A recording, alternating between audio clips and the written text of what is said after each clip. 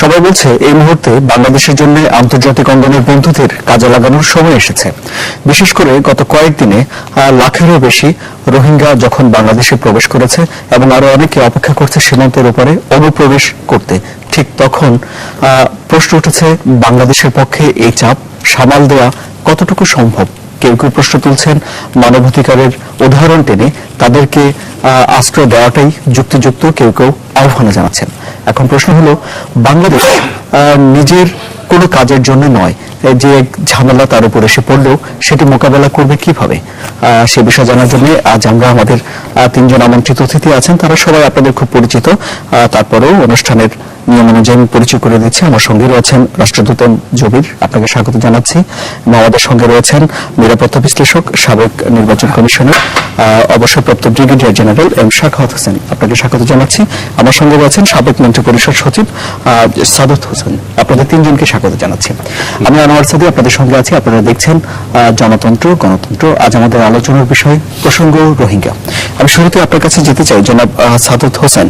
এখন অনেকেই বলছেন আন্তর্জাতিক বিভিন্ন দেশের প্রতিনিধিরাও প্রধানমন্ত্রীর সঙ্গে দেখা করছেন, সহযোগিতার কথা বলছেন, অনেকের দিক থেকে আহ্বান জানানো আছে তাদেরকে সহযোগিতা করার, আশ্রয় দেওয়ার, কিন্তু বাংলাদেশের পক্ষে কতটা সম্ভব এই চাপ নেওয়া? ধন্যবাদ আপনাকে। আসলে রোহিঙ্গা নিয়ে অনেক বেশি আলোচনা হচ্ছে, আর বাংলাদেশে হয় কি, যে কোনো একটা সাবজেক্ট যখন খুব প্রমিনেন্ট হয়ে যায় তখন এটা নিয়ে আলোচনা করতে করতে নানান দিকে চলে যায়। আলোচনার ধারা দেখে আমি গত কয়েকদিন থেকে স্বাভাবিকভাবে টিভি খুলে দেখছি যে কে কি বলছেন। তা আমার মনে হচ্ছে কি, বেশি আলোচনা করতে করতে জিনিসটাকে কিছুটা অগোছালো হয়ে গেছে, ইনফরমেশন ওভারলোড হয়েছে, রেফারেন্স ওভারলোড হয়েছে। এগুলি করতে করতে আপনি যদি সাধারণ মানুষ বসেন, অনেক সময় আপনি খেয়ে হারিয়ে ফেলবেন যে আসলে কি বলতেছে, এ বলতেছে এই কথা, ও বলতেছে ওই কথা, নানান দিক, এবং ক্যানভাসটাও আস্তে আস্তে কেমন যেন বড় হয়ে গেছে। তা আমি, আমার বন্ধুরা আলোচনা করবেন, আমি আলোচনার সুবিধাটা সাবজেক্টটাকে একটু গুছিয়ে দিচ্ছি, আর কিছু না। আসলে আমাদের এখানে বিষয় হচ্ছে মোটামুটি চারটা, কারণ কতগুলি জিনিস এখন আর খুব আলোচনা করে লাভ নাই, এটা বাস্তবে ঘটে গেছে। যেমন আপনি এখন রোহিঙ্গাকে ঢুকতে দিবেন কি দিবেন না, এটা নিয়ে আপনি হাই পাওয়ার কি বলে আলোচনা করতে পারেন, ওয়ার্কশপ করতে পারেন, এই ধরনের টিভি টক করতে পারেন, কিন্তু বাস্তব কথা হচ্ছে প্রায় 1,30,000-35,000 রোহিঙ্গা ঢুকে গেছে। আপনি বাধা দিতে পারেন নাই যেভাবে হয়, আপনি ইচ্ছা হয় আপনি ভিতরে ভিতরে সিম্প্যাথেটিক ছিলেন, বা যে কোনো কারণে হোক, অনেক কিছু তো সরকারের খেয়াল রাখবেন, একটা সরকারের অনেক কিছু বাইরে বলা যায় না। সরকারের হয়তো মনের ভিতর কি ছিল, ঘটনা ঘটে গেছে যে যে ইয়েতে হয়েছে, লোকজনকে কাউকে মারা হয় নাই, কাউকে গুলি করে ইয়ে করা হয় নাই, সামান্য কয়জনকে ডিপোর্ট করা হয়েছিল, বাট এখন প্রায় 1,30,000 ইয়ে ঢুকে গেছে। এবং আমাদের মানে এদেরকে আটকানো বা ওই দিক থেকে গিয়ে ওদেরকে ভয় দেখানো, আমাদের সেই কোয়ার্সিভ পাওয়ার নাই, যেটা তাহলে আমাদের জিনিসটা এখন কি কি করতে হবে, আমি চারটা ক্ষেত্রে ইয়ে করছি, তিনটাই মূলত আরেকটা বিবিধ হিসাবে রাখছি। একটা হলো যে যারা ঢুকে গেছে এদের ইমিডিয়েটলি খাওয়া পড়ার ব্যবস্থা করতে হবে, যাতে তারা বেঁচে থাকতে পারে, অর্থাৎ ইমিডিয়েট ত্রাণ বলতে যেটা, সেটা দিতে হবে। এটা এখন এর সাথে আপনি ওই কি বলে কোনটা সত্য, কোনটা মিথ্যা, কোনটা ন্যায়, কোনটা অন্যায়, এগুলি করার কোনো যোগ নেই, আপনাকে দিতে হবে। দুই হচ্ছে যে আমাদের দিক থেকে, বাংলাদেশের দিক থেকে সিকিউরিটি পয়েন্ট অফ ভিউ এবং আদার কারণে যাতে এরা কোনো ঝামেলা না করতে পারে, এরা কোনো যেটাকে আমরা বলি অপকর্ম ইত্যাদি না করতে পারে, বাইরে যাতে না আসতে পারে, সেজন্য আমাদের আইন শৃঙ্খলা বাহিনী এদেরকে একটা জায়গার মধ্যে কনফাইন করে রাখতে হবে, এবং সেই জায়গাটা কত বড় হবে কি হবে এটা আইন শৃঙ্খলা বাহিনী ঠিক করবে। তারা দেওয়ারে মেজর প্লেয়ার হবে এখানে, তাদেরকে দিয়ে এদেরকে কনফাইন করতে হবে একটা পার্টিকুলার জায়গাতে। তিনে আসছি, যেটা নিয়ে আপনারা প্রায় আলোচনা করছেন, আপনিও বোধহয় একটু আগে যখন বললেন, এখন ইন্টারন্যাশনাল যে দেন দরবার বা এটা ডিপ্লোম্যাসি, সেটা করতে হবে, এবং সেটার দুইটা আসপেক্টে আমি ইয়ে করছি। একটা হচ্ছে যে আপনি এদেরকে মায়ানমারকে বিভিন্ন রকম চাপ দিয়ে এদেরকে ফেরত নিতে বাধ্য করবে। সেটার জন্য আপনি যা যা ডিপ্লোম্যাটিক ম্যানুভার যা করার দরকার করবেন, কিন্তু এটা সময় সাপেক্ষ। এটা যতই চেষ্টা করুন, আমার বন্ধু জামিলের মতো ডিপ্লোম্যাট নামা দিলেও এটা আপাতত কিছু করা যাবে না, সময় লাগবে। কারণ এটার মধ্যে আমি শুনতে শুনতে টানিয়ে হয়ে গেছে এই দেশ ওই দেশ, ইন্ডিয়া, চায়না, বা এক এক দেশের এক এক রকম উদ্দেশ্য, এক এক রকম। এটা গেলেও লং টার্মে লাগে। শর্ট টার্মে আপনার সোজারের যেটা করতে হবে, এটা একেবারে মানডেন খুব পার্থিব ব্যাপার। সেটা হলো, যেহেতু এবার আরো অনেকগুলি দেশ উৎসাহ দেখাচ্ছে, তারা সিম্প্যাথি দেখাচ্ছে, আমাদের এখানে আসছে, সুতরাং যতদূর পারা যায় এদের গুডউইল ব্যবহার করে এদের থেকে কিছু সাহায্য সহযোগিতা নিতে হবে, যাতে আমাদের উপর চাপ কম। অর্থাৎ আমাদের যে ফাইন্যান্সিয়াল স্ট্রেইন আমাদের উপর পড়ছে, সেই চাপের কিছু অংশ ওদেরকে দিয়ে দিলে 1.5 লক্ষ হয়তো আলটিমেটলি 1.5 লক্ষ 2 লক্ষ হইতে পারে। তো এটাকে এদেরকে খাওয়ানো পড়ানো খুব একটা কষ্ট। আগে থেকে যারা আগের গুলি তো আগের মতোই চলবে। এখানে জাতিসংঘ আছে, আরো কয়েকটা দেশও এখন আসছে, ওআইসি আসছে, আগে কিন্তু এত আসে নাই। এই 3টা গেল, আর কিছু বিবিধ জিনিস রয়েছে, যেমন এরা কিছু আবার ব্যবসা করে, এই করে সেই করে, নানান কিছু করে, এরা আমাদের পাসপোর্ট নিয়ে করে, সেই সব জিনিস যাতে না ঘটে। এরা যারা মানে ভিতরে সন্ত্রাসের ব্যাপার আছে, ওরা ওই দেশে। কারণ একটা প্রশ্ন কিন্তু প্রায় কিছু টেলিভিশনে, যে এরা কিন্তু যারা আসছে তারা মহিলা এবং শিশু বেশি। অর্থাৎ এদের রোহিঙ্গাদের যারা সক্ষম সুস্থ যুবক, তারা কিন্তু ভিতরে মোটামুটি ভাবে বিভিন্ন ভাবে রেজিস্ট্যান্স দিচ্ছে। আমরা একটা বিষয়ে উপরে আমার বন্ধুরা আলোচনা করবেন, কোনটা কিভাবে সামাল দেওয়া যায়। আমার মনে হয় এর বেশি অন্য আলোচনা করে খুব দরকার। আচ্ছা, আমি আপনার প্রসঙ্গ দিয়ে শুরু করি। ওআইসির একটি কমিটি আছে রোহিঙ্গাদের বিষয়ে, যে কমিটি কখনো কার্যকর হয়নি এবং কেউ কোনো বৈঠকে বসতে পারেনি। অত দূরে না গিয়ে কাছাকাছি, মিয়ানমারের কাছাকাছি বা আমাদের কাছাকাছি ভারত এবং চীন, এই অঞ্চলের 2 বড় ভাই, তাদেরকে সঙ্গে নিয়ে কিভাবে সম্ভব? বাংলাদেশ তাদের দুজনের কাছ থেকে কি ধরনের সহযোগিতা পেতে পারে এবং কিভাবে সেই সহযোগিতা আদায় করতে পারে মনে করেন আপনি? আমাকে না, আমি পরে আসবো। আচ্ছা না, আমি বলি, সেটা হচ্ছে অন্য একটা দিক আছে। আমার বন্ধু সাদাত যখন বলছিল, সেই দিকটার কথা হয়তো আমি শুনিনি, উল্লেখ করে থাকতে পারে। সেটা হচ্ছে এবারের সহিংসতা একটা ব্যতিক্রম দিক আমরা লক্ষ্য করছি, এবং সেইটা নিয়ে আবার বিতর্কের সৃষ্টি করার চেষ্টা করছে একটা দল। প্রথমবারের মতো হিন্দু সম্প্রদায় এবং খ্রিস্টান সম্প্রদায়ের উপরে, তাদের উপরেও অনেক রকম হিংসাত্মক কর্মকাণ্ড করা হয়েছে, এবং অনেক হিন্দু সম্প্রদায়ের লোক কক্সবাজারে আশ্রয় নিয়েছে। হ্যাঁ, এবং আবার খ্রিস্টানদের মধ্যে ইন্টারেস্টিং হলো, প্রোটেস্ট্যান্ট যারা, তাদের উপরে চালানো হয়নি, রোমান ক্যাথলিক যারা, তাদের উপর মারধর করা হচ্ছে। তো সেটা আবার ইন্টারপ্রেট করা হচ্ছে, যেহেতু পোপ ফ্রান্সিস রোহিঙ্গাদের ব্যাপারে বলেছে যে ওনার যা কিছু বলার, সেই কারণে রোমান ক্যাথলিকরা হচ্ছে খারাপ, তাদেরকে মারধর করো। আর হিন্দুদের ব্যাপারে বলা হচ্ছে আবার আরেকটা বিতর্ক সৃষ্টি করার চেষ্টা করা হচ্ছে। কারণ আজকে মোদী সাহেব গেছেন, ওখানে মিয়ানমারে ছিলেন উনি, এবং উনি অনেক কিছু আলোচনা হয়েছে। সেখানে মোদী সাহেবের পক্ষ থেকে একটা জিনিস দেখা যাচ্ছে, গত 5-7 দিন ধরে, গত 5-7 দিনের ঘটনা, মানে ফ্রম 30th অগস্ট অনওয়ার্ডস, যে সন্ত্রাসী কর্মকাণ্ড যেটা করা হয়েছে মিয়ানমারে, সেটার থামাতে হবে। এবং তার জন্য মোদী সাহেব বলছেন যে আমরা আপনাদের সঙ্গে আছি, মিয়ানমারের লোকজনকে বলছেন, মানে ওইটা কোনো প্রাধান্য দিচ্ছেন। দ্বিতীয় জিনিস যেটা হচ্ছে, হিন্দু সম্প্রদায়ের উপর যা কিছু হয়েছে সেটার ব্যাপারে একদল চেষ্টা করছে বলতে, যে হিন্দুদের উপর মারামারি করেছে এই সন্ত্রাসী ভূমিকা, এটা মিয়ানমারের কোনো সরকারের কেউ করেনি, এটা করেছে যারা এখানে জামাতের সঙ্গে সংশ্লিষ্ট বাংলাদেশে, ইসলামিক স্টেট যারা আছে, কিংবা আরাকান সালভেশন আর্মির যারা আছে, তারা হিন্দুদের উপরে আক্রমণ করেছে, which is not correct। এই জিনিসটাকে একটা বিতর্কের পর্যায়ে নিয়ে যাওয়াটা অত্যন্ত খারাপ জিনিস। এখন আমাদের অন্য দিকটা দেখতে হবে, সেটা হচ্ছে, আমি একটু সময় নিয়ে বলছি, কারণ আজকে এটা লিখেছি আমি, তো আজকেই পাঠিয়েছি লেখাটা 3টে পত্রিকা। একটা ছোট প্রশ্ন জাগে এই আলোচনার মধ্যে, একটি বিষয় আছে যে আরসা এমন একটি সময়ে আক্রমণ করলো তারা, যে সময়টাতে আনান কমিশন এই সমস্যার প্রায় সমাধান করার জন্য সবার কাছে 24 আগস্ট দিয়েছে, 25 তারিখে এটা ঘটনা ঘটেছে। তাহলে কি এই উদ্যোগকে ভেস্তে দেওয়ার জন্য এইটা আমি বলি সেটা। এখন এই উদ্যোগ যেটা স্থিতিশীল হলে, ওই অঞ্চলটা যদি স্থিতিশীল হয়, তাহলে সবচেয়ে বেশি কষ্ট পাবে কারা? স্থিতিশীলতা হলে তো ইটস এ কনস্ট্রাকটিভ এনগেজমেন্ট, কিন্তু ওখানে যে মিয়ানমারের যে গার্ড রয়েছে, যারা পুলিশ গার্ড এবং বর্ডার গার্ড, তারা ওখানে ইয়াবা স্মাগলিং যেটা হচ্ছে, হিউম্যান ট্রাফিকিং যেটা হচ্ছে, তার সঙ্গে তারা সংশ্লিষ্ট রয়েছে। আর এর সঙ্গে আরেকটি জিনিস হচ্ছে, 72% আমাকে একজন বলল 72% অফ ফার্মাসিউটিক্যাল প্রোডাক্টস যেগুলো মিয়ানমারে কনজাম্পশন হয়, সেটা বাংলাদেশ থেকে যায়, কিন্তু সেটা ইম্পোর্টেড হয় না, ইট গোজ থ্রু স্মাগলিং। তো ওখান থেকে এই জিনিস আসছে, এখান থেকে এই জিনিস যাচ্ছে। এখন এই পুরো জিনিসটা বাণিজ্যের ক্ষেত্রে একটা বিশেষ ভূমিকা পালন করছে ওই মিয়ানমারের গার্ডস গুলো।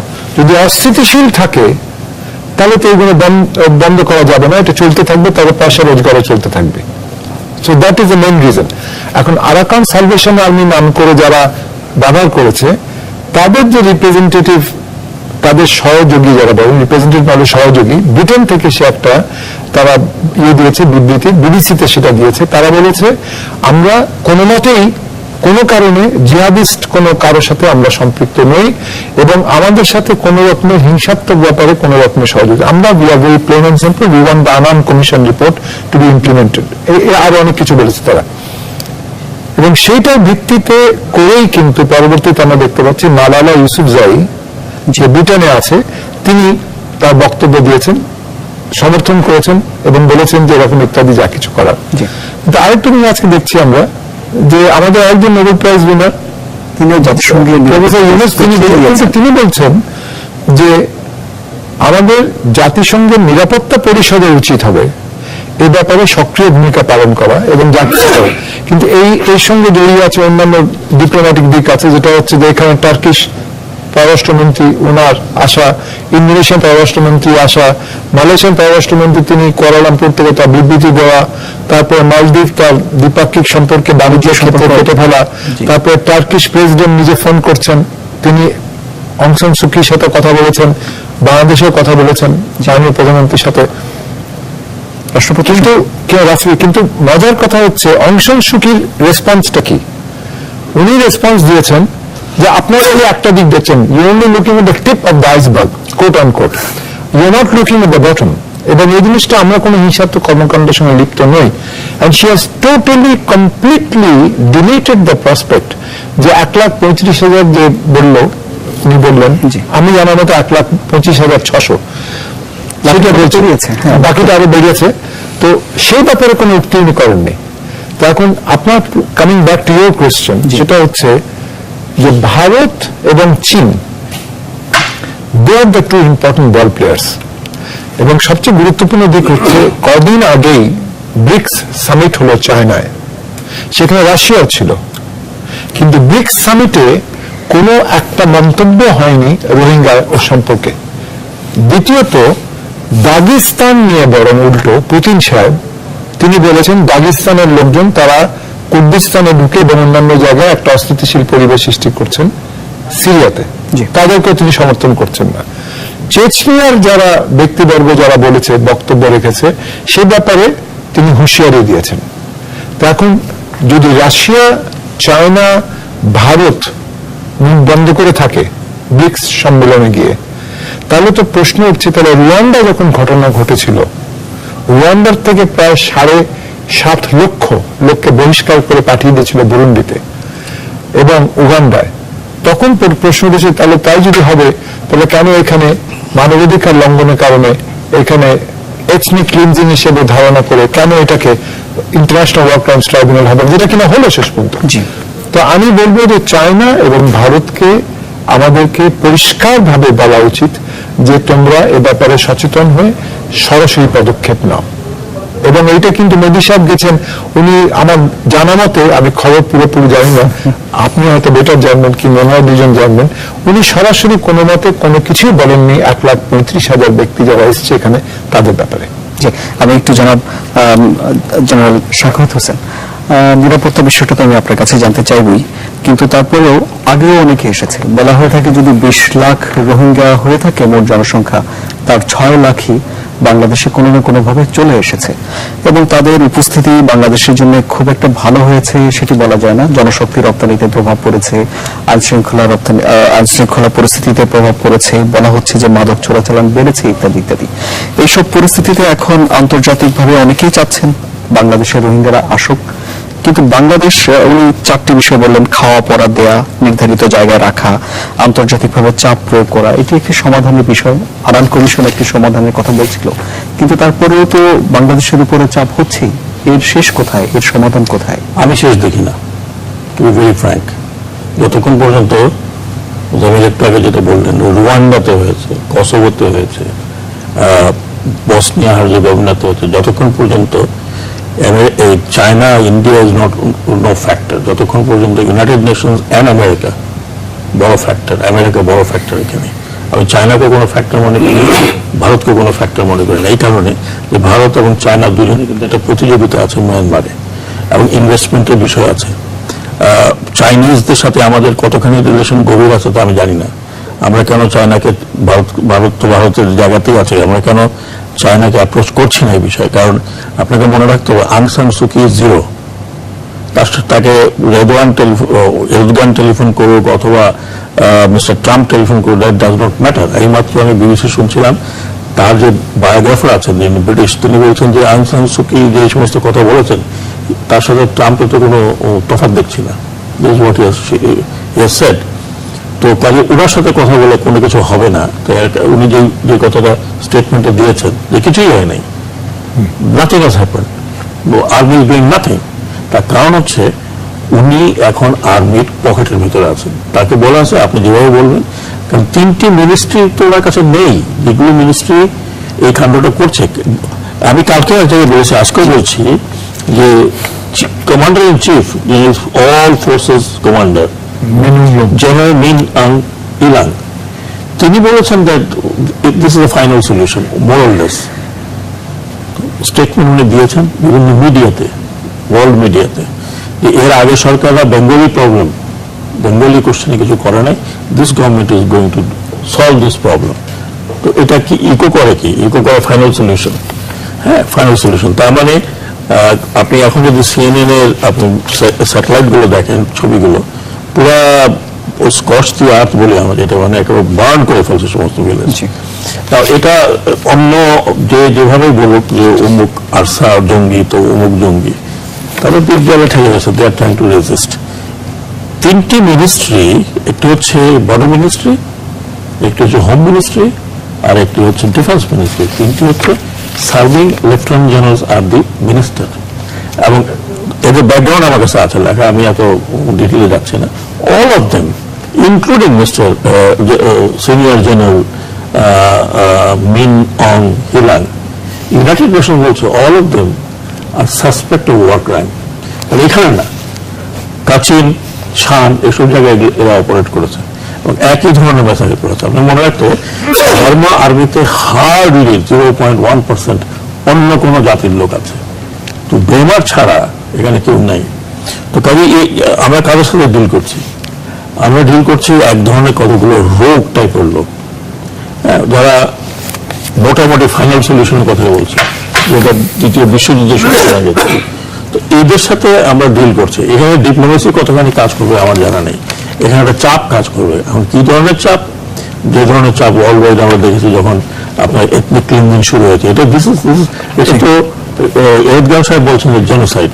আজকে তার প্রাইম মিনিস্টার উজবেকিস্তানে আছেন, সেখানে উনি একটা স্টেটমেন্ট দিয়েছেন, তিনি বলছেন যে আমি বাংলাদেশে যেতে চাই এবং আমি এদের সাথে কথা বলতে চাই।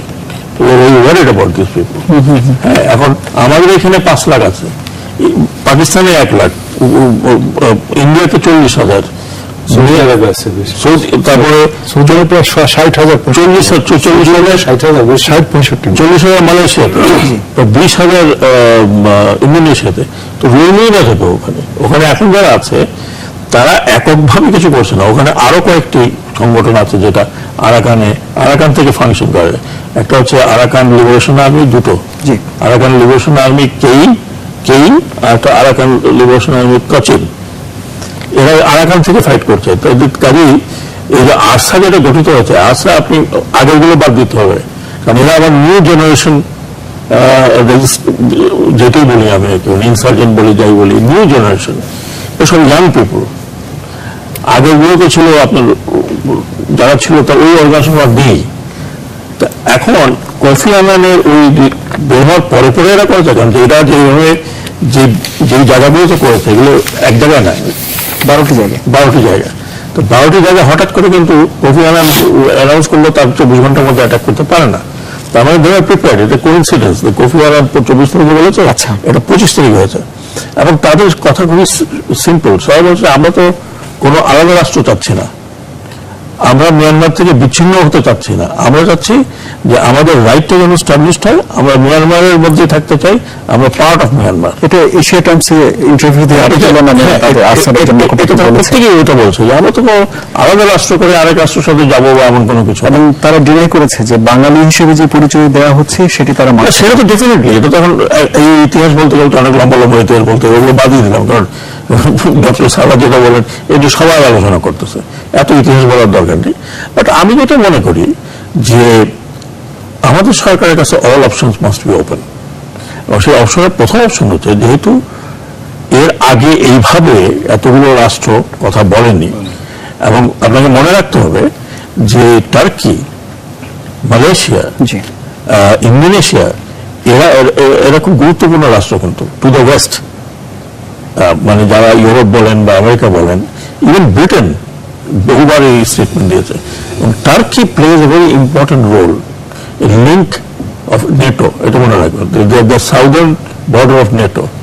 টার্কির সাথে আপাতত আমেরিকার হয়তো অত ভালো রিলেশন না থাকলেও, বাট নেটো হিসাবে Turkey is very important to Europe and America, এটা মনে রাখতে হবে। কাজে টার্কির যে লিভারেজটা আছে এটা কিন্তু অনেক দেশেরই নাই। আমরা সৌদি আরবের সাথে এখনো কোনো কন্ট্যাক্ট করেছি কিনা ওই জন্য, কারণ সৌদি আরবিয়া একটা লিভারেজ আছে অন আমেরিকা। এখন এই আমেরিকা বা সেনেট বা কংগ্রেসের যারা আছে তাদের উপরে যদি একটা প্রেশার দেওয়া যায়, কারণ তারা ইমিডিয়েটলি কিছু আর্ম সেল করার চিন্তা ভাবনা করতেছে, হ্যাঁ, তো সেইগুলো আমার মনে হয় যে আমাদের যে ডিপ্লোম্যাটিক অফেন্সিভটা আমি দেখছি না। আজকে মাত্র শুনলাম যে বিবিসিতে শুনলাম যে শহীদুল হক সাহেবের কথা শুনলাম, সেক্রেটারি ফরেন অ্যাফেয়ার্স, যে মিয়ানমারের অ্যাম্বাসেডারকে ডেকে অত্যন্ত কড়া ভাষায় বলেছেন যে মাইন পুঁতেছ তোমরা, হুইচ ইজ ল্যান্ডমাইন, ল্যান্ডমাইনের তো মানে থাকারই কথা না। বাট মিয়ানমার ইজ রোগ স্টেট, বলার আবার ল্যান্ডমাইনের উঠে গেছে বা কি হয়ে গেছে। আজকে পেপারে 48 টন হেলিকপ্টার আমাদের ভিতরে ঢুকেছে। আমাদের তো আমরা তো এত দুর্বল না যে 48 টনের হেলিকপ্টার ঢুকবে তাকে আমরা কিছু করতে পারবো না। I don't think that week. হ্যাঁ, মিয়ানমারের কথা বলছে, তার মানে আমি কিন্তু ওয়ার বম্বারিং কথা বলছি না, আমি saying that go and fight. দরকার হতে হবে, তাহলে আপনি এত সরঞ্জাম টরঞ্জাম যে আমাদের কাছে আছে এগুলো কি কাজে আছে, দরকার হলে we have to do that, but then that is the last sort of thing. এবং আজকের দুনিয়াতে আপনি এই ধরনের জেনোসাইডের এগেনস্টে যদি আপনি মনে করেন যে শো অফ স্ট্রেংথ করতে চান, সেটাও আপনাকে ইউনাইটেড নেশনের অন্যকে সাথে নিয়ে করতে হবে। আমি যেটা মনে করি এর একমাত্র সলিউশন অফেন্সিভ ডিপ্লোমেসি, এবং ডিপ্লোমেটিক অফেন্সিভ দিয়ে একটা সেফ জোন করতে হবে to tell the Myanmar army arm forces that you can't do whatever you feel like, যে সার্বিয়ানরা সার্ব আর্মি করছিল বসনিয়া হার্জেগোভিনাতে। এখন আমি যদি মনে করি আং সান সু কিকে বললাম উনি নোবেল লরিয়েট অমুক, শি ইজ নাথিং, এই কর্মকাণ্ডে তার কোনো সেই নাই। এই জন্য এই ধরনের স্টেটমেন্ট দিচ্ছেন না আমি তো করি নাই, আর্মি করে নাই। এই যে তিনটা লোকের কথা বললাম, তিনটা লোক আর fourth person, this general is more powerful than anybody in Myanmar. এখন এদের সাথে আপনি ডাইরেক্টলি কথা বলতে পারবেন, আপনাকে একটা চ্যানেল থ্রুতে কথা বলতে হবে। বাট যেটা আমি বললাম যে এই চারজন লোক, তাদের উপরে যদি কোনো ধরনের ইন্টারন্যাশনাল প্রেশার না হয় তাহলে এগুলো থেকে সমাধান আলোচনা করে আমি সমাধান এখানে একটা জিনিস সংযুক্ত করি, সেটা হচ্ছে এই যে মিনের কথা বললাম, মিন হুং মিনুল্যাং, ইউরোপিয়ান ইউনিয়ন সে পুরো ঘুরে যাচ্ছে এখন। কি কারণে সে ঘুরে যাচ্ছে? যাতে করে সে ওখান থেকে অস্ত্রশস্ত্র কিনবে, এবং European Union arms manufacturers they are looking after him with a great effort, যাতে করে তারা অস্ত্র কেনে। এবং ইউএন বলছে he is a suspected war he's a war crime suspect, even by violation could amount to to war. সেইটাই আসল কথা। তাহলে বাংলাদেশ কেন ইউএন কে কাজে লাগাতে পারছে কি না পারছে না? ইউএন কে কাজে লাগানোর ক্ষেত্র হচ্ছে, আমি মনে করি আগামী কিছুদিনের মধ্যে ইউনাইটেড নেশন জেনারেল অ্যাসেম্বলি শুরু হবে, সেশন 72nd সেশন। সেইখানে আমাদের যেটা করা হয়েছে, কয়েকজন, আমি যেটা আজকে পররাষ্ট্রমন্ত্রী বলেছেন ওনার প্রেস কনফারেন্সে 6টার সময়, উনি বলেছেন যে বিভিন্ন দেশকে বলা হয়েছে তারা কথাটা উত্থাপন করবে, এবং পরবর্তীতে জেনারেল অ্যাসেম্বলির 4th যে আছে কমিটি, সেই কমিটিতে আলোচনার প্রেক্ষিতে যদি এটা পরবর্তীতে 6th কমিটির সঙ্গে আলোচনা করে এটা একটা রেজলিউশন আকারে উত্থাপন করা হয়, জেনারেল অ্যাসেম্বলি অ্যাপ্রুভ করে, সেই রেজলিউশনটা কিন্তু পরবর্তীতে it can then be the basis for a discussion in the security council. এবং গুটেরেস যেহেতু এটা কোফি আনানের রিপোর্ট, আইজন সেক্রেটারি জেনারেল রিপোর্ট, আর human rights watch, amnesty international, Oxfam, আর ইউএনএইচসিআর, আর UN high commissioner for refugees ছাড়াও হিউম্যান রাইটস কাউন্সিল জেনিভা থেকে, তারা বলছে আমরা দেখবো কি করা যায়। আর আজকে তা অ্যাজ ইউ নো যে ইউনাইটেড নেশনস এর কোঅর্ডিনেটর ওয়াটকিন্স, সে গেছিল, তার সাথে আলাপ, বিদায় আলাপ করতে গেছিল, মাননীয় প্রধানমন্ত্রীর সাথে অনেকক্ষণ আলাপ হয়েছে, এবং he has been requested UN coordination effort থেকে এটা কিছু করা হোক। So things are going to move. জি, আমরা আমাদের একটা ছোট্ট বিরতি নিতে হচ্ছে। আমাদের সঙ্গে আছেন রাষ্ট্রদূত জমির, আমাদের সঙ্গে আছেন অবসরপ্রাপ্ত brigadier general M Shakhawat Hossain, এবং আছেন আমাদের সঙ্গে জনাব সাদত হোসেন। আপনারাও আমাদের সঙ্গে থাকুন। আবারও স্বাগত জানাচ্ছি। আপনারা দেখছেন জনতন্ত্র গণতন্ত্র। জেনারেল শাখাওয়াত বলছেন যে কূটনীতি কতটুকু কাজ করবে সেটি তার জানা নেই, চাপ দিতে হবে। চাপের জন্য তো দ্বিপাক্ষিক, আঞ্চলিক, আন্তর্জাতিক বলেছি যে চাপ দিতে হবে, তবে কূটনৈতিক পদ্ধতিতে সময় লাগবে। চাপ দিলে কি আপনার মিয়ানমারের মতো একটা দেশে, এরা তো চাপ টাপিয়ে করে, এরা আগে অটার্কিক ছিল, এরা আইসোলেশন এখনো আছে, এরা এখনো মেন্টালিটির দিক থেকে এরকম। আর্মি যারা মানে হু কলস দ্য শর্ট, তারা কিন্তু আপনার ধরাছোঁয়ার বাইরে, তাদের সাথে আপনি সরাসরি যোগাযোগ করতে পারবেন না, কারণ তারা একটা পার্টিকুলার রেজিমেন্টেড অবস্থা আছে। তো সুতরাং এইখানে চাপ দিলে আলটিমেটলি কাজে লাগবে, কিন্তু সময় সাপেক্ষ। সেই সময়ের মধ্যে তো অনেক কিছু ঘটে যাবে। আমাদের তো আপাতত ধরেন আমাদের রক্ষা করতে হবে, আমাদের ফাইন্যান্সিয়ালি যাতে আমরা পর্যদস্ত না হই সেই জন্য ব্যবস্থা করতে হবে। আমাদের এরা যাতে আবার ভিতরে টেরিটরি না ঢুকে যায়, এরা যাতে আমাদের পাসপোর্ট না পায়, সেসব দিকে খেয়াল রাখতে হবে। আমি এই জন্য বলছি যে 3টা জিনিস, আর লাস্টে বলছি একটা বিবিধ। তো বিবিধের মধ্যে হিন্দু যেগুলি পরে আপনারা বললেন, এগুলি নিবন্ধন যারা আসছে, নিবন্ধন হচ্ছে কি ঠিক মতো?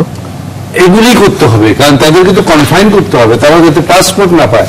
পাসপোর্ট পেয়ে তো তারা অনেক এগুলো করে তো লোকাল লোকজন না, এরকম পাসপোর্টের জন্য তো একটা অথরিটি আছে, সেই অথরিটির লোকজন তো আলটিমেটলি কোনো না কোনো ভাবে তাদের হয়তো হেল্প করে, বা তাদের অদক্ষতা বা তাদের উদাসীনতা সেটা করে। আমি অন্য জিনিস বলবো না, আরেকটা শব্দ ব্যবহার করি আমি, বাণিজ্য দুর্নীতি, এগুলি। আমি তো সৌদি আরবিয়াতে গিয়ে সেটাই বলছি, ভর্তি আপনার বাংলাদেশি পাসপোর্ট নিয়ে সব ইয়ে করছে। ভোটার লিস্টে কিভাবে নাম ঢোকা বলেন? এখন তো ভোটার লিস্টে তার নাম বলে ঢোকানো, ছবি শুদ্ধ ভোটার লিস্ট তো না, এখানে কিভাবে ঢোকাচ্ছে? আমাদের বাণিজ্য করছে, আমাদের এখানে তো বাণিজ্য হচ্ছে, এবং এখানে আমাদের গভর্নমেন্টের এই যে এখানে একটু ভ্যাসিলেশন বা দ্বিধাবি আছে। যেমন আমরা তো জানি যে কে কি বলে ইয়াবার ব্যবসা করে, কারা এগুলি করে, কিন্তু সে তো আমাদের সংসদের সদস্য এখনো আছে, এবং তাকে তো আপনি আবার জেলেও ঢুকান, আবার 300টা তরুণ দিয়ে তাকে 300টা তরুণ দিয়ে তাকে রিসেপশনও দেন, এবং সেখানে তো সিরিয়াস আমরা তো তাকে কোনো অ্যাকশন ওভাবে তার বিরুদ্ধে নিতে। আমাদের মধ্যে একটু দোদুল্যমানতা আছে, আমরাও মানে কন্ট্রাডিকশন আছে। তারপরে এই যে প্রথম যখন ওদের ইয়েকে ডাকলো, তখন তো খুব নরম কথা বলছে, আমার তো মনে হলো সে উল্টা তারিগুলি চাপিয়ে দিয়ে চলছে যে আসো রাষ্ট্র প্রথমবার যখন ডাকলো যে আমরা জয়েন্টলি সার্ভে করে দেখি, এটা কি সার্ভে করার জিনিস এখন? তো এখন সেই জন্য আমাদের মানে ওই যে ত্রাণ দিয়ে তাকে কনফাইন করে এবং যারা বন্ধু রাষ্ট্র যারা এগুলি দেখাচ্ছে সহানুভূতি, তাদের সাহায্য সহযোগিতা যেটাকে আমরা বলি শেয়ার করে, যাতে আমাদের এখন হবে, আমাদের যাতে ফাইন্যান্সিয়াল বার্ডেনটা একটু লাঘব হয়, তারপরে ডিপ্লোম্যাটিক ফ্রন্ট যতদূর নিতে হবে। এবং সেখানে আমি অনেকের সাথে একমত যে আমরা তো যুদ্ধ করবো না, এটা গত করবো না, কিন্তু শো অফ স্ট্রেংথ দেখাইতে হয় আজকাল। আমরা একদম চুপ করে বসে থাকার মতো নরম লোক না। যেমন মনে করেন হেলিকপ্টার ঢুকলো, অ্যাটলিস্ট আপনি টেরিটরি কি করলো চেঞ্জ করার কথা। সরকারের দিক থেকে তো ডেকে এনে প্রতিবাদ করা হয়েছে। আমি তো বললাম যে ডেকে এনে প্রতিবাদ, এই লোকগুলোর সামনে আপনি কি প্রতিবাদ করবেন? প্রত্যেকটি এই যারা যারা মিনিস্ট্রিতে আছে প্রত্যেকে যদি আপনি বায়োগ্রাফি পড়েন, আপনি নিজেই দেখবেন যে এদেরকে আপনি বলে কিছু করতে পারবেন। এখন একটি বিষয় আছে যে রোহিঙ্গারা বাংলাদেশে অনুপ্রবেশ করার চেষ্টা করছে, মায়ানমারে এক ধরনের পরিস্থিতি আছে। মানে অনুপ্রবেশ ইংরেজিতে কি? ইনফিলট্রেশন। আচ্ছা, রোহিঙ্গারা আসছে মায়ানমারে অস্থিতিশীলতা। এটাও আপনারা শব্দ কোথায় বলেন? এটা তো আপনারা মিডিয়া থেকে বলতেছেন অনুপ্রবেশ ইনফিলট্রেশন। আমি if I am not wrong, আপনারা রং? হ্যাঁ, এটা প্রাণ বাঁচানোর জন্য চলে আসছে। ইনফিলট্রেশন মানে লুকায় চুকায় মানে আসা, এটা তো প্রাণ বাঁচানোর জন্য। আচ্ছা, ঠিক আছে, আসতে হয়, আপনি আসতে দেবেন না আসতে দেবেন না। এখন মায়ানমারের আরাকান, রোহিঙ্গা এসব বিষয়ে আন্তর্জাতিক মিডিয়াতে লোকজন জানছে, কিন্তু যদি এই হেলিকপ্টারকে ধাওয়া করতে যায় বাংলাদেশ, তাহলে পুরো ফোকাসটা ঘুরে যায় না? না, ধাওয়ার তো কোনো কথা না। আপনার এরিয়াতে ঢুকছে, আপনাকে কিছু একটা করতে হবে। এটা তো আপনাকে কেউ বলছে না যে আপনি ওকে ধাওয়া করে ভিতরে গিয়ে তারা আপনার এলাকার থেকে তাড়াই দেন। ওয়ার্নিং যেটা হয় সেটা হয় যে this is last time, next time will take action. হ্যাঁ, within our right to take action. তো এখন কয়েকদিন আগে আবার বাইরে এসে গোলাগুলিও করছে, এখন ল্যান্ডমাইন পুঁতেছে। ল্যান্ডমাইন তো প্রথমত হচ্ছে যে ল্যান্ডমাইন এখন অল সিগনেটারি, মায়ানমারের কথা আমি জানি না, অল সিগনেটারি ল্যান্ডমাইন অ্যাবলিশ হয়ে গেছে এখান থেকে। বিশাল সেকেন্ড ওয়ার্ল্ড ওয়ার দারুণ ক্যাম্পেইন হচ্ছে। এখন মিয়ানমার ল্যান্ডমাইন লাগিয়েছে। আজকে আমি এই বিবিসিতে শুনলাম যে বিজেপির একজন অধিনায়ক বলছেন যে এই ধরনের ইঞ্জুরি নিয়ে কয়েকজন আসছে, তার পায়ের থেকে মানে হাঁটুর থেকে এক মহিলার পা নেই। আমি ফেসবুকে একটা ছবি দেখেছি এরকম। তো তাহলে তো প্রমাণ হচ্ছে landmine is being use which is against United Nations যে আপনার ল্যান্ড এগেইনস্ট দ্য ল্যান্ডমাইন যে চার্টারটা আছে সেটা। তো এইসব জিনিস কিন্তু আমাদের ফোকাস করা দরকার। তারপরে ধরেন এই যে আমি জানি না, উনি ভালো বলতে পারবেন যে এটা কোনো, আজকে যে প্রধানমন্ত্রী হিসেবে বললেন টার্কির যে I want to go and meet them and find out actually যে কি ধরনের অত্যাচারগুলো হচ্ছে। টার্কিশ প্রাইম মিনিস্টার, আমি জানি উনি অ্যাপ্রোচ করেছেন, উনি বলেছেন আজকে মানে বিবিসির থেকে, মানে বিবিসি নিউজে বলছেন। তো এই যে এই ধরনের যে মানে তারা আসছে, এটাই তো আমাদের মানে এখন বলতে গেলে strength. You are not alone, আমরা একা নয়। মুসলিম দেশ হোক মানে নন মুসলিম দেশ হোক, যেই হোক, এখন তো আমরা মুসলিম মুসলিম এটা একটা জাতি, হিন্দু, মুসলমান, খ্রিস্টান, ওদের যে ক্যাথলিক আর প্রোটেস্ট্যান্ট, আপনি বাংলা ভাষাভাষী বলে আপনি তাদেরকে আপনি জেনোসাইড করছেন, আপনি তাদের এথনিক ক্লিনজিং করছেন। এবং এটা যদি অং সান সু কি বলে যে না থেকে কিচ্ছু হচ্ছে না, আমি ধরুন তার প্রতি তো রেসপেক্টই কমে যাবে মানুষের। এক্স্যাক্টলি এই জিনিসটাই ঘটছিল কোসোভোতে। হ্যাঁ, কোসোভোতে। এবং কোসোভোতে যদি আমেরিকানরা বম্বিং না করতো তখন, এবং তার জন্য জেনারেল ওয়েসলি ক্লার্ক তখন ন্যাটোর কমান্ডার, এবং নিকোলাস বার্নস পরবর্তী যে ফরেন সেক্রেটারি হলো, ওদের আন্ডার সেক্রেটারি অফ স্টেট হলো, সে তখন ছিল at that time based in Brussels. আমি তখন রাষ্ট্রদূত ব্রাসেলসে। তখন ওই যে বম্বিংটা করার কারণে কিন্তু সরাসরি সার্বিয়াকে নোটিশ দেওয়া হলো তোমরা বন্ধ করো এসব বদমাইশি। এবং সার্বিয়া কিন্তু তার আগে পূর্বে মোস্তার এবং পরবর্তী জায়গায় বসনিয়াকে নিয়ে বিতাড়িত করছিল এবং এথনিক ক্লিনজিং করার চেষ্টা করছিল, স্পেশালি দুব্রভনিক ওইসব এলাকাতে, সাবার্নিকা যত হলো, সেই পুরো জিনিসটা এক্স্যাক্টলি একই জিনিস হচ্ছে এখন। সেটাই বলছো তো, একই জিনিস। এবং we have two be seen that we are proactive. এবং এখানে দরকার পড়লে আপনার যে একটা line, this is the line which is the border, পরিষ্কার বলতে হবে বর্ডার তুমি এপারে যদি আসো, এখানে হাউইটজার রয়েছে, we will shoot into the air on our side. It will not land in your territory, but we will protect our airspace. But that is completely, you are not allowed to go across. This is something which has to B শোন to them. মানে একটা ভয় দেখানো যে shadow war হচ্ছে তা নয়, it's not একটা ওই যে বলে যে তলোয়ার দিয়ে যুদ্ধ করা, শ্যাডো সোর্ড প্লে, তা নয়। Things are really serious now and we have to be seen to be very proactive। এবং সেখানে আমরা দেখতে পাচ্ছি কি যে এত বড় একটা বিপর্যয় ঘটে যাচ্ছে বাংলাদেশের সীমান্তে, সেখানে কোথায় কোন হারিকেন আসবে, কোন একটা ঝড় হবে, কজন লোক পানির তলায় আছে পানির তলায় নেই, সেইটা নিয়ে বিস্তারিতভাবে সে টেলিভিশনে আলোচনা বিবেচনা হচ্ছে CNN এবং ইয়েতে বিবিসিতে। Al Jazeera is giving some coverage, একটু এদের ধারে পাশে দিচ্ছে। কিন্তু এই যে এত বড় একটা দুর্ঘটনা ঘটছে যেখানে 100,000+ people are being forced to enter into another country and nothing is being reported by the CNN from that point of view, that should get precedence over everything else. না, ওটার জন্য তো আমরাও ওটার জন্য we can act on, সেটা আমি বললাম আর কি, যে we have to be, যেটা ডক্টর সাগর বললেন, we all agree, We have to play এখন আপনি shadow all options should be open to the government. সরকার অলরেডি যেটা করার ডিপ্লোম্যাটিক্যালি ওয়ার্নিং দিয়ে দিয়েছে যে this is we take seriously, but then what? এরপরে যদি হয় তাহলে কি? এরপরে হলে পরে government to tell we want you, but এটা তার মানে এই না যে will go and fight straight way go inside. এই প্রয়োজন হয়, যেটা বললাম, যেটা কসোভোর কথা উনি বললেন, আমি বসনিয়াতে গেছিলাম কয়েক মাস আগে, সেখানে I talk to the people how they were said, পুরা আপনার সারাইয়েভো 1400 দিন 1400 দিন was surrounded by the Serbs. তো তাদের মধ্যে তো আলটিমেটলি ওয়েস্ট হতে শক্তি দেখানোর আগে ভারত এবং চীনকে পাশে নিয়ে আমি তো বলছি যে চীনের সাথে আমাদের এই ব্যাপারে আরো এনগেজড হওয়া করতে দরকার। আমি উনি যেটা পড়াশোনা, সেখানে আমি চীনের নাম দেখছি না।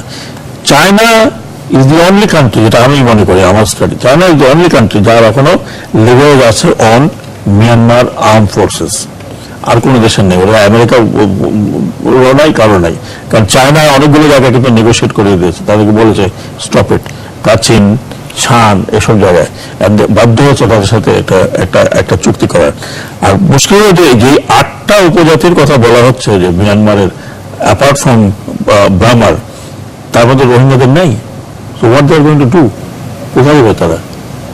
হ্যাঁ, একমাত্র যে দেখতে বাঙালি করে বাংলাদেশে ঠেলে দেওয়ার চেষ্টা হচ্ছে। According to the 1982 ফাংশন, 135, তার মধ্যে যে আলাদা মিসেলেনিয়াস যে আছে আদার্সকে গ্রুপ করা হবে, গ্রুপ। কিন্তু আমার কথা হচ্ছে যে এই প্রেক্ষিত যেটা, সেটা হচ্ছে আমাদের বুঝতে হবে this is really the world must accept this is ethnic cleansing. This has nothing to do with terrorism. এটা সন্ত্রাসের নাম ব্যবহার করে অন্যদিকে মেরে ঘুরিয়ে দেওয়া, এটা অ্যাকসেপ্টেবল না। এখানে জেনোসাইড হচ্ছে, এখানে এথনিক ক্লিনজিং হচ্ছে। আমি মনে করি আমাদের পররাষ্ট্র মন্ত্রণালয় খুব কড়াভাবে এখানে যেসব বিদেশি রাষ্ট্রদূত আছেন তাদের কথা বলা হলো, এই যে যুক্তরাষ্ট্র, যুক্তরাজ্য, জার্মানি, সুইজারল্যান্ড, যেখানে কিনা আন্তর্জাতিকভাবে অনেক কথা জাতিসংঘের বিশেষ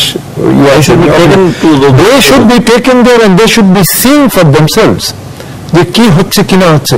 এবং শুধু তাই নয়, কথা হচ্ছে যে সকল দেশ তারা ইলিগাল মাইগ্রেন্ট পপুলেশনকে চেষ্টা করছে থামাতে, from entering from north Africa, from turkey, from Syria into Europe, তাদেরকে বিশেষ করে যে স্পেন, ইটালি, গ্রিসের এখানে স্থায়ী দূতাবাস নেই, কিন্তু তাদেরকে, যাদের দূতাবাস আছে দিল্লির থেকে, তাদেরকে সরকার, আমার প্রস্তাব হচ্ছে তাদেরকে যে সকল দেশের রাষ্ট্রদূত, ইউরোপের, কানাডা, এদেরকে নিয়ে যাও, ওখানে রাষ্ট্রদূতদের নিয়ে দেখাও, let them go and talk to this people. OIC secretary general তো এসেছেন, মহাসচিব এসে ঘুরে গেছেন, উনি দেখে গেছেন ওখানে। কিন্তু ওদের মধ্যে নিজেদের আন্তরিক দ্বন্দ্বের কারণে অনেক কিছু ঘটনা ঘটছে যেগুলো তারা সবকিছু এগিয়ে আসতে পারছে না। কিন্তু এখানে আমাদের বিদেশি যারা আছেন ডোনাল্ড ট্রাম্প মহাশয় উনি তো আজকে করেছেন ড্রিম যেটা 8 লক্ষ বাচ্চা টাচ্চা তাদের বিরুদ্ধে দেখা। তো why can't you bring that possible situation there and let them be guided by IOM and human rights watch, যাতে করে না বলে বাঙালিরা বাংলাদেশে এরা করছে। জি জি, আমরা অনুষ্ঠানের শেষ দিকে আছি। বাঙালি সন্ত্রাসী বলে, জি হ্যাঁ ওরা বলছে অলমোস্ট লাইক বেঙ্গলিতে। হ্যাঁ, তো this is why we must be seen to be very proactive.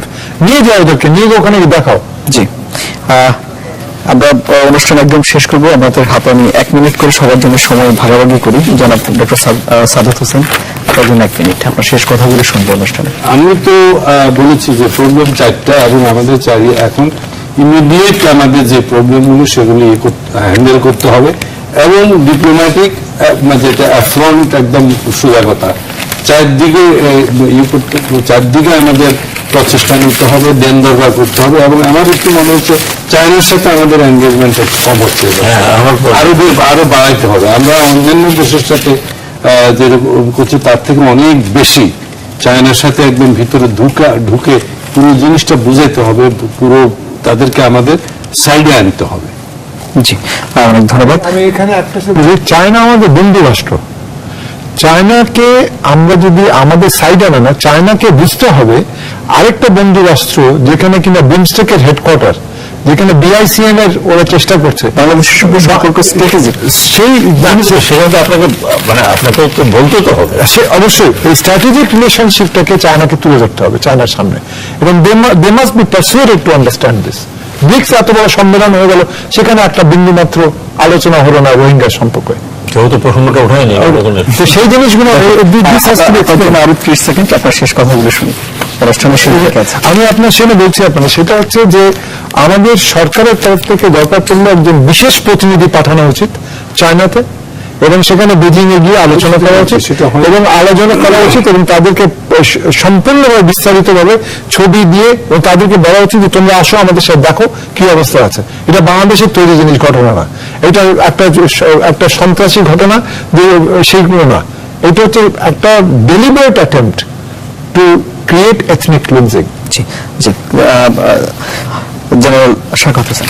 আমি মনে করি diplomacy is the first priority. এটা কিন্তু এটা অফেন্সিভ হতে পারে। কিন্তু আমি মনে করি যে আমাদের ইন্টারনাল মোবিলাইজেশন কিন্তু আমরা দেখছি, মানে আমাদের যে পার্টিগুলো আছে, পলিটিক্যাল পার্টিগুলো আছে, this is a national crisis. এবং ন্যাশনাল ক্রাইসিস একটা হিউম্যানিটেরিয়ান ক্রাইসিস, একটা এথনিক ক্লিনিং হচ্ছে আমাদের ভারতবর্ষে, যেখানে আমরা এফেক্টেড হচ্ছি।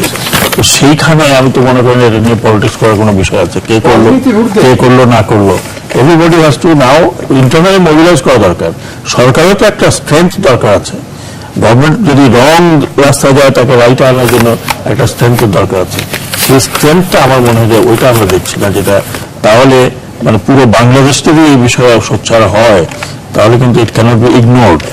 এখন শুধু গভর্নমেন্ট কখনো হা কখনো নার মধ্যে আছে, বাকিরা ইনক্লুডিং আমরা তো কোনো লেফটিস্ট অর্গানাইজেশনকে দেখছি না এগুলো কথা বলার জন্য, যারা হিউম্যানিটি নিয়ে এত কথা বলে, অন্যান্য ছোটখাটো ব্যাপারে বিশাল মানববন্ধন করে, হইচই করে। কাজে এটা কিন্তু লাস্ট কথা আমি যেটা বলছি, this is a pure genocide এবং একটা এথনিক ক্লিনজিং, যেগুলো আমরা 20th সেঞ্চুরির শেষের দিকে দেখেছি ইন ইউরোপ। এক্স্যাক্টলি তাই হচ্ছে এখানে, এবং এটা তাদের ইন্টেনশন কিন্তু ভেরি ক্লিয়ার। আমি ভেরি অনেস্ট, কোন লুকোছুপি কথা বলাটা বলছে আমরা এবার ফাইনাল সলিউশনে যাচ্ছি, এরপর আর এই প্রবলেমই থাকবে না। What does that mean? হ্যাঁ, এটা তো সেই হিমলারের কথা হয়ে গেল, গো ফর ফাইনাল সলিউশন। তো এই জিনিসটা আমার মনে হয় যে আমাদেরকে ইন্টারনালি এক্সটার্নালি এই জিনিসটা তুলে ধরতে হবে। আমরা শেষ করি, আজকের মতো শেষ করি। অনেক ধন্যবাদ জনাব রাষ্ট্রদূত জমির, জনাব অবসরপ্রাপ্ত ব্রিগেডিয়ার জেনারেল শাখাত হোসেন এবং জনাব সাদাত হোসেন। আপনাদের তিনজনকে অনেক ধন্যবাদ। দর্শক আপনারা যারা আমাদের সঙ্গে ছিলেন তাদেরকে অনেক ধন্যবাদ জানাচ্ছি। প্রতি রাত 8টায় আমাদের এই অনুষ্ঠান হয় জনতন্ত্র গণতন্ত্র। দেখা আমন্ত্রণ রইল।